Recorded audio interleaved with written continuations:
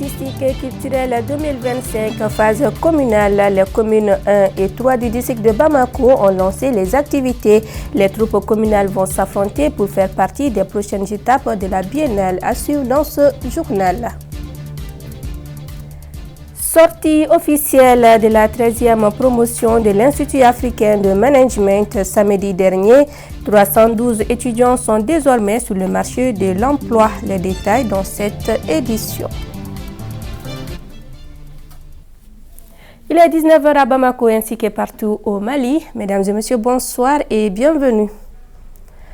Tout d'abord, c'est un 30 juillet que le roi marocain fut intronisé. Pour magnifier ce jour, une cérémonie appelée la fête du trône est organisée chaque année. C'est dans ce cadre que l'association malienne d'amitié Mali-Maroc a organisé une lecture du Saint-Coran. Pour les membres de l'association, la spiritualité est la base de toutes choses. Fatou Diaby et Abdoulaye Diarra. De l'amitié à la fraternité, le Mali et le Maroc entretiennent depuis belle lurette de belles et bonnes relations sur plusieurs plans, tels que la formation donnée aux imams maliens. Ainsi, l'association malienne d'amitié Mali-Maroc Amama vient d'organiser une lecture du Saint-Coran, cela dans le but de célébrer en toute spiritualité le 26e anniversaire de l'intronisation du roi marocain, autrement appelé la fête du trône. Alhamdulillah, l'ambassadeur est venu nous assister. Sa présence a été très bien appréciée. Nous avons organisé cette activité, c'est une activité spirituelle. Parce que toute chose où il n'y a pas de spiritualité, il n'y a pas de réussite. Donc nous avons commencé par cette lecture du Saint-Coran, les Bouddha, Kassaïd, Sadakat. Voilà vraiment les 3 volets de notre activité de démarrage.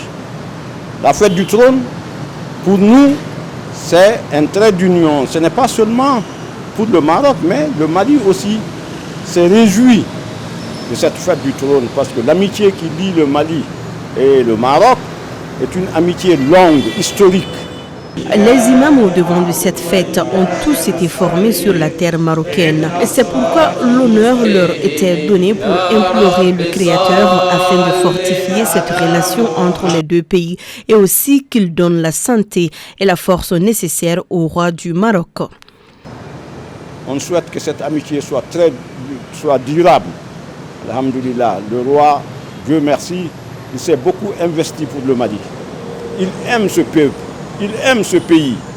Nous aussi, nous aimons le Maroc. Nous aimons le roi du Maroc. Nous aimons le peuple marocain. Voilà le fondement même de cette amitié. Mali-Maroc. Amama est là pour ce fondement. Nous avons assuré l'engagement de continuer, après notre président défunt, de continuer à faire développer cette amitié. Le 31 juillet est la date officielle de la célébration de la fête du trône.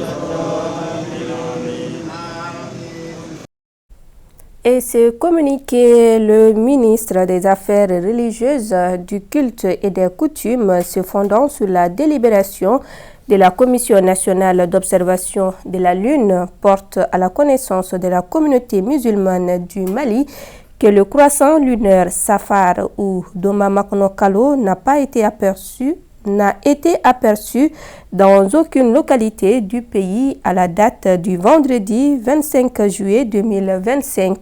Par conséquent, le mois lunaire Safar ou Doma Makono Kalo a débuté au Mali le 27 juillet 2025. Je vous le disais dans les titres, sortie officielle de la 17e promotion de l'Institut africain de management samedi dernier. 312 étudiants ont reçu leur diplôme. Cette promotion porte le nom de Feu Toumani Diabaté. La cérémonie solennelle a réuni les élèves ainsi que les parents. Moussa Diabaté et Amadou Loubekone pour le reportage. 312 diplômés de l'Institut africain de management, IAM, sont désormais sur le marché de l'emploi. Ils ont été gradués à travers la sortie de la 17e promotion de l'Institut coïncidant avec le 20e anniversaire de l'IAM. C'est un moment de célébration qui a réuni autour des étudiants, les responsables de l'Institut, les enseignants, les parents, proches et amis. Elle a marqué aussi l'accomplissement académique des étudiants et leurs valeurs dans la nouvelle vie.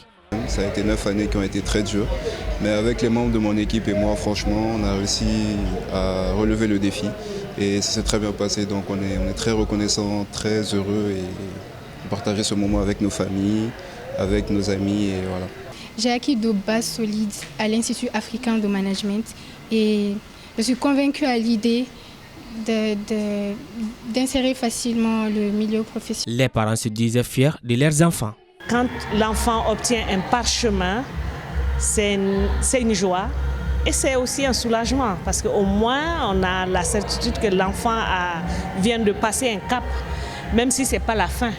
Dans un discours inspirant, la directrice de l'Institut, Mme Seynabou Diallo, a encouragé les jeunes diplômés à faire preuve d'intégrité, d'engagement citoyen et d'excellence tout au long de leur parcours. Ce n'est qu'un départ. Ils ont toute la vie devant eux, ils doivent impacter la communauté, qu'elle soit malienne ou l'Afrique. Ils ont l'obligation, ils ont le devoir d'être encore meilleurs.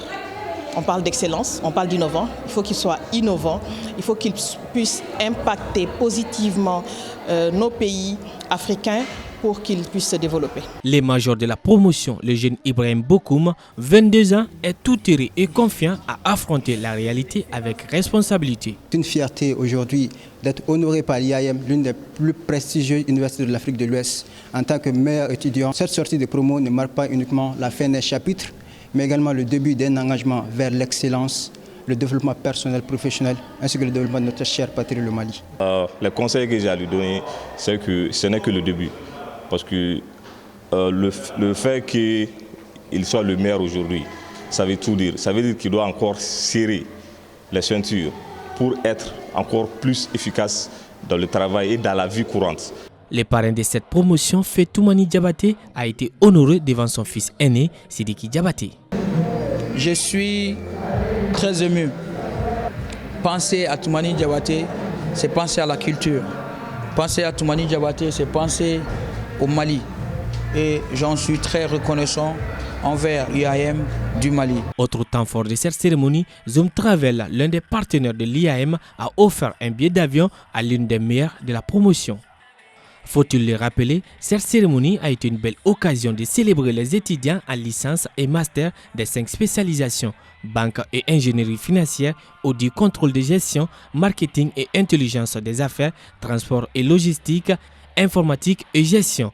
Les 312 étudiants ont pris l'engagement d'honorer leur diplôme. Et dans le cadre de la Biennale artistique et culturelle Tombouctou 2025, la commune 1 du district de Bamako a lancé sa phase communale sur le grand terrain de la commune.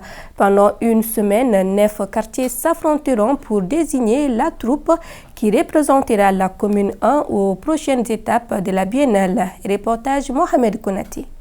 La phase communale de la Biennale artistique et culturelle 2025 a réuni plusieurs troupes venues de 9 quartiers de la commune 1. Danse et musique traditionnelle ont animé l'ouverture, mettant en valeur de jeunes talents engagés pour la promotion de la culture et de l'unité nationale.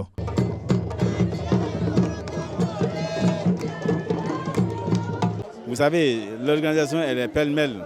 Compte tenu du temps, on a un peu pris par le temps. Ça se passe très bien. Jusqu'à présent, on va aller au bout de la culture.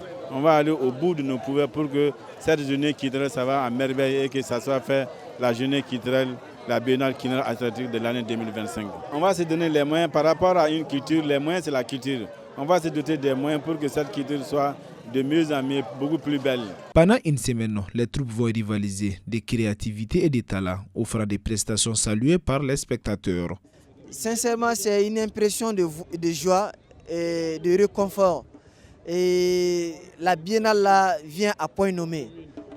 Dans le cadre de la cohésion sociale, de la paix, de la fraternité, du vivre ensemble au sein de notre communauté, sincèrement, la biennale illustre parfaitement. Vous l'aurez constaté à travers la présence de tous les quartiers ici, dans la commune, et les 9 quartiers se sont employés vraiment pour rendre cette journée bien vivable.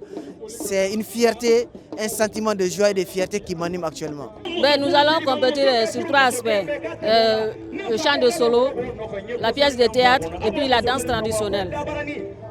Nous allons compétir entre les quartiers, vont compétir entre eux. Maintenant, ceux qui vont être meilleurs, c'est ça qu'on va amener au niveau du district. Les troupes sont prêts avec beaucoup de difficultés, mais quand même ça va. Nous avons réussi à nous adopter parce que nous avons été un peu en retard. Donc, ça a été très difficile. Mais quand même, nous avons pu mobiliser les quartiers. Cette initiative s'inscrit dans l'année de la culture et vise à valoriser les savoir-faire et la richesse de notre patrimoine.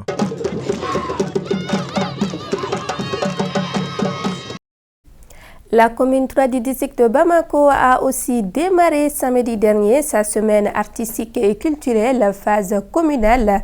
C'est le carrefour des jeunes qui a abrité la cérémonie d'ouverture avec des activités reflétant l'engagement de la commune 3 et ses autorités pour la biennale Tombouctou 2025. Le point avec Aïssata Dit Koumakane. Les derniers réglages sont en cours avec les acteurs mobilisés qui sont les encadreurs, membres du jury, techniciens et autres. Chacun apporte sa touche pour relever les défis de cette semaine artistique et culturelle en prélude à la Biennale Tombouctou 2025. Une fois les officiels en place, le top départ est donné.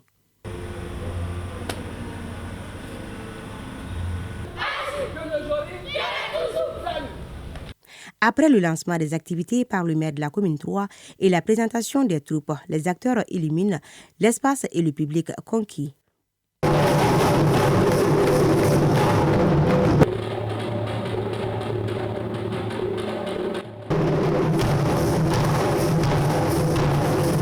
En première ligne de ces shows, le maire de la commune confiant encourage les participants. Cette initiative, nous sommes en train de la traduire au niveau local. Pour la commune 3, nous venons de lancer les activités. Et le premier quartier à se présenter, c'est le quartier du Pongé. Et à l'entame de mes propos, je dis merci. Grand merci au chef de l'État. Nous sommes là, nous sommes en train de travailler et c'est sûr que la commune 3 va remporter le grand prix. Une semaine durant, la vingtaine de quartiers de la commune 3 en communion étaleront leur savoir-faire en danse, théâtre, chant et autres. Le jury aura du pain sur la planche pour départager ses troupes et choisir le représentant de la commune 3 à la phase finale Tombouctou 2025. Un mot de sport à présent avec la finale de la Coupe Dr Amadou Bokoum samedi dernier.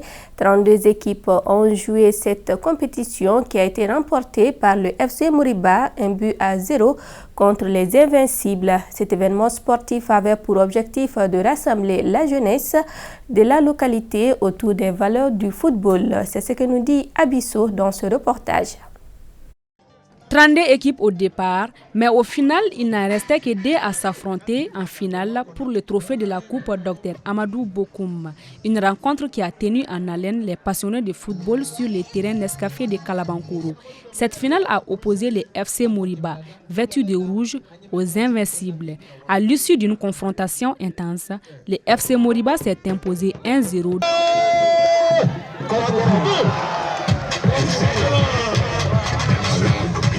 Décrochant ainsi les titres tant convoités.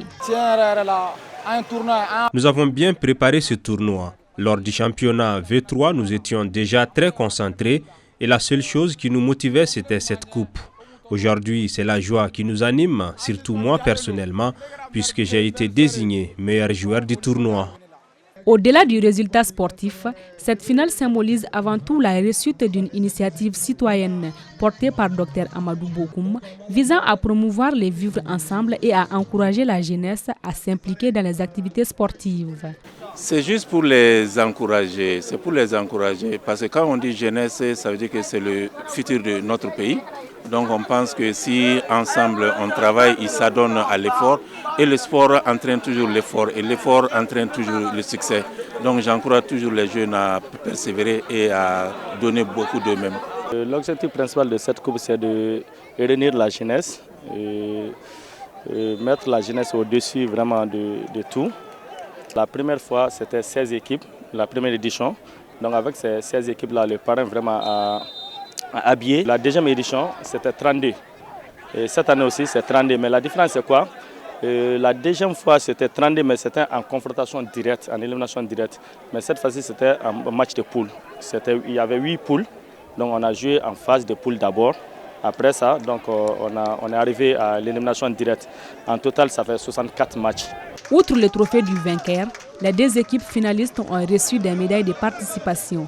Des distinctions individuelles ont également été remises, notamment les prix du meilleur buteur et celui du meilleur joueur, en reconnaissance de leurs performances remarquables tout au long du tournoi. C'est la fin de cette édition. Merci à vous de nous avoir suivis et très bonne semaine à toutes et à tous.